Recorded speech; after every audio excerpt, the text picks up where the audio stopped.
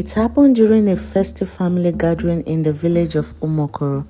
The compound was alive, women pounding yam, men roasting fresh goat meat, children running around with oily fingers and loud laughter. It was a celebration of life, unity, and ancestors. But in the center of it all was a small wooden chair, old, untouched, and empty.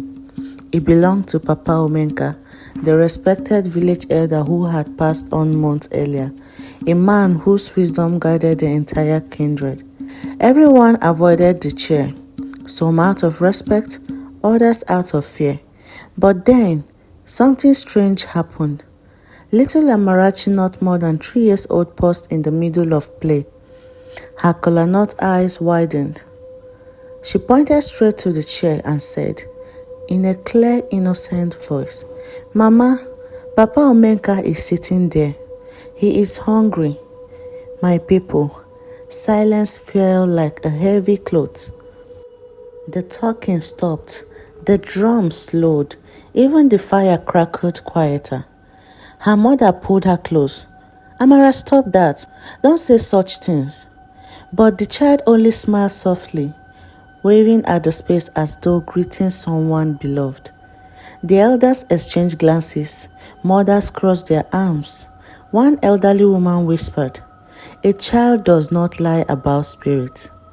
The oldest uncle, Panweke, stepped forward.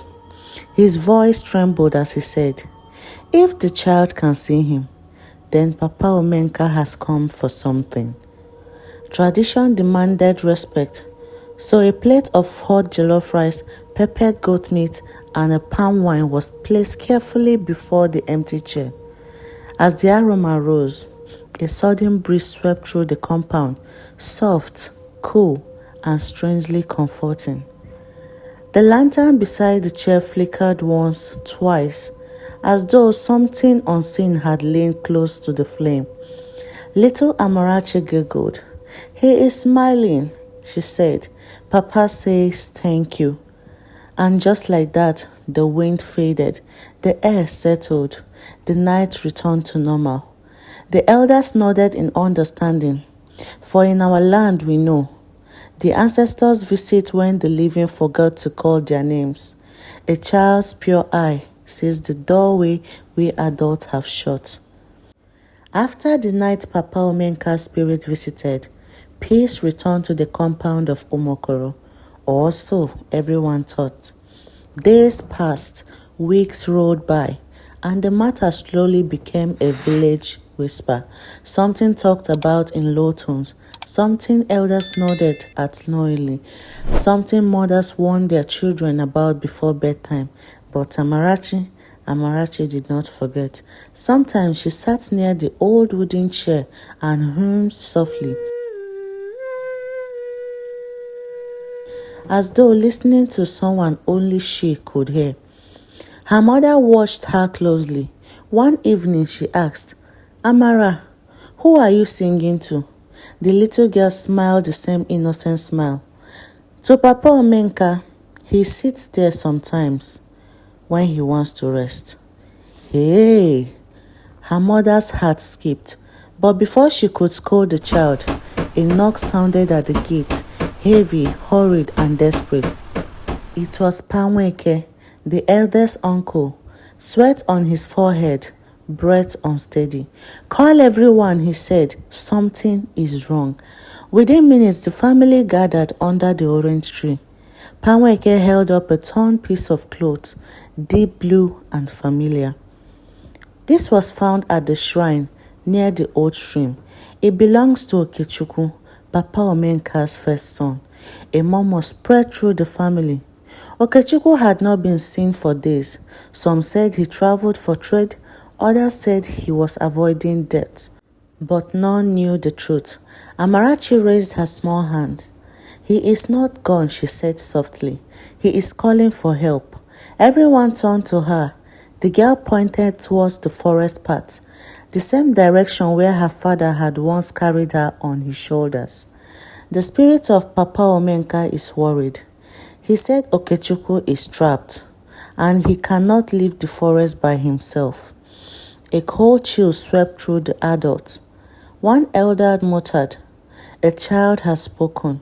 We must listen." Against fear, against doubt, and against the darkness rising in the trees, a search party formed. Lanterns lit, machetes in hand, and hearts pounding. Amarachi insisted on leading the way. Panweke carried her on his back, trusting her strange gift. They walked deep into the night, past the tall Iroko trees, past the abandoned farmland, until Amarachi tapped his shoulder. "Stop here." The men raised their lanterns, and there, lying weak beside the roots of an ancient tree, was Okechukwu. Bruised, tired, barely able to speak, he whispered, "I slept. I couldn't climb out. I thought I would die here." The elders lifted him carefully, whispering prayers of thanks. But Panweke asked the question on everyone's mind. "Okechukwu, how did we find you?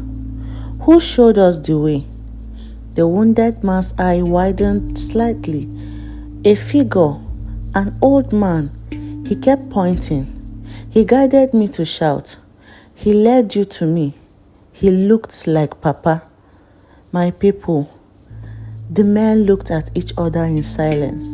The truth settled like morning dew. Papa Omenka had not merely visited because he was hungry.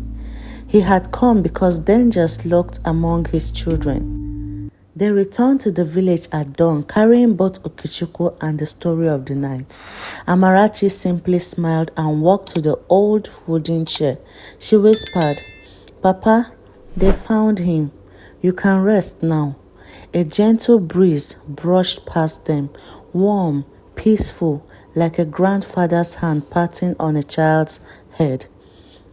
And for the first time since his passing, the chair made a faint creaking sound, as though someone invisible had just stood up and finally walked away. Thank you for watching. If you enjoyed this story, please like and subscribe. It really helps the system recommend the video to more people. My name is Favor. See you in my next video.